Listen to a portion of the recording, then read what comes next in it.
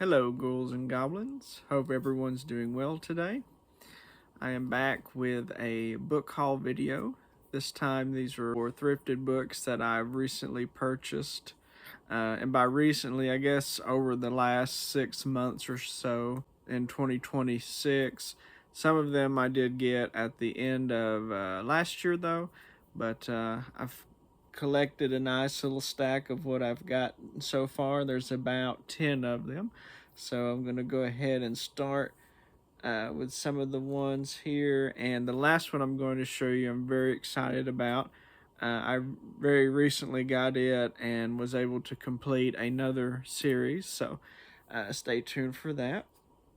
The first ones I wanted to talk about are Christopher Pike books. They are his some of his early adult book works.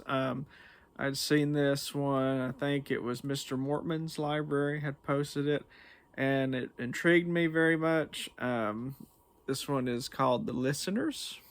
I quite like the cover there. The listeners are, I guess, a group of people, according to the blurb, that can go and they can listen and sort of channel through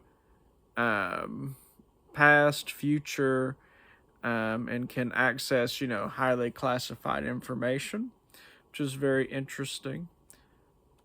There's a cover here that I quite like, or inner illustration. So as they are conducting this listening, they, according to the blurb, activate a ancient evil, which I suppose is this guy here, also peeking out from the cover there. Very nice die cut there. He kind of looks like the sun from Super Mario Brothers 3, the angry sun, which I think is very interesting.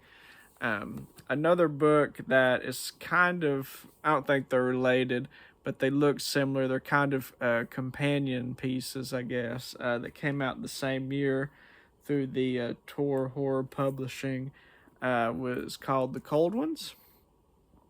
I had seen this as like a recommended book on Thrift Books, which is where I got The Listeners. But it was very similar. I also really liked this cover as well. And the girl's eye here is a reflection of, I presume to be the Cold One. He kind of looks like the Cyber Chase ghost from Scooby-Doo, which I thought was very humorous. So gonna crack open a cold one with that one, with the Cold One.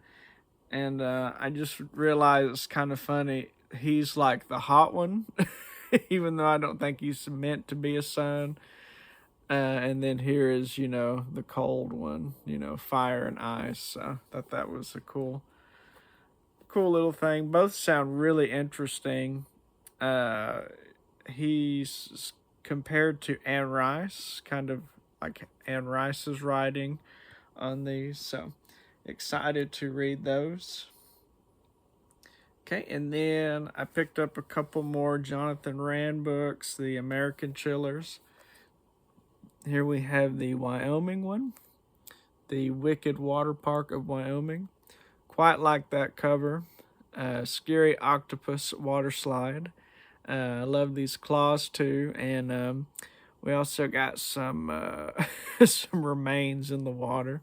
Very spooky, very fun. Shout out to anyone that resides in Wyoming.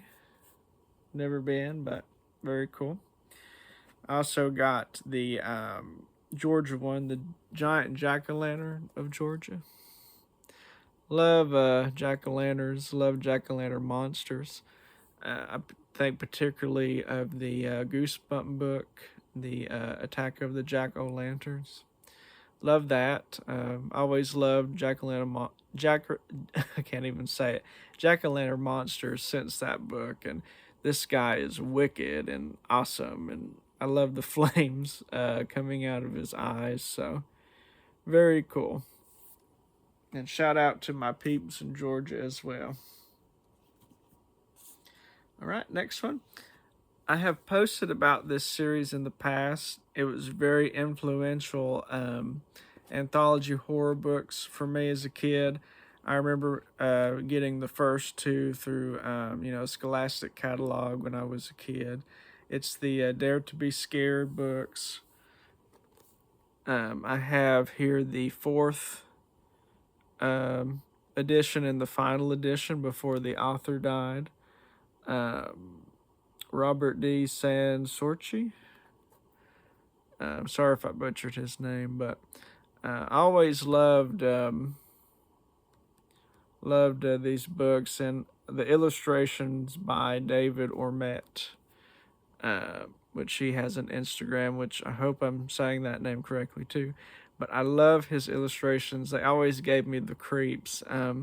This is the guy who I feel like was the most influential and most scariest for me personally, along with the Stephen Gamel books from Scary Stories to Tell in the Dark. I guess I could show one of these. But I love his style. It's very gothic. I love how, like, his interpretation of people too. Just so creepy. And those illustrations have always haunted me. So when I found out there was a third and a fourth book, I was very excited. I also obtained an uncorrected proof, which is pretty cool. Didn't set out to do that, but very cool to have the uncorrected proof of it. You can find these for relatively cheap. These, I guess, are more on the obscure side, 2000s horror books. So currently they're still, I think, pretty easy to find, all four editions. So, or the last one specifically, because I know a lot of times these books at the end of the series can be just crazy expensive. So very cool. Up next, I have a couple more mass paperbacks. I can't remember whose page I saw this on, but I saw this cover and I had to have it. This emboused wolf. Junkyard is the name of the book. I love the tagline here. It fed on terror and blood. What a menacing looking doggy there. There's also one in the corner there. Love those eyes. Nice embossed book here. It's very cool. Sucker for those embossed 90s books. Well, I think this one might be an 80s book. So it might be even a little bit older than that. Let's see, is it 80s? Why can I not see it? Ah, here we go. Yeah, 89. Late 80s. And of course, with the dog book, there is a cat book. I had seen this on a post from Cameron from Macabre Library. He was showing off some of his holographic book covers. I present to you The Devil's Cat. And here we see this awesome holographic devil face, and it's the goatee devil, which is my favorite. And then it goes into a cat. Here goes back to the devil, to the cat. I think that's so funny.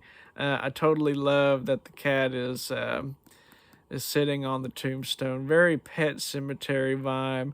Looks like he has some kind of bloodied cloth in his claw as well. But yeah, I love that. I have, the triple header Goosebump books that's similar. That was also featured on Cameron's post. But I think that's pretty much all I have for holographic books. But I saw this. I found one for a relatively good price, and I had to get it. So, right, next up, I have a book with a Tim Jacobus cover. That is not a Goosebumps or Bone Chiller or any of those. But I'd seen recently where he had found this one and had posted it for another book he had done for troll books back in the day. And I looked and just seeing, if it was available for a decent price. I was able to find it for $7 on Thrift Books. It's in pretty good shape. It's called The Thing Upstairs. And what a cool Tim Jacobus cover. It's always cool to find these, after the fact, after so many years, just a different cover he did. Because you think, oh, I've seen them all, but I'm sure there's many more that we haven't seen. And as far as I know, I don't think there's a good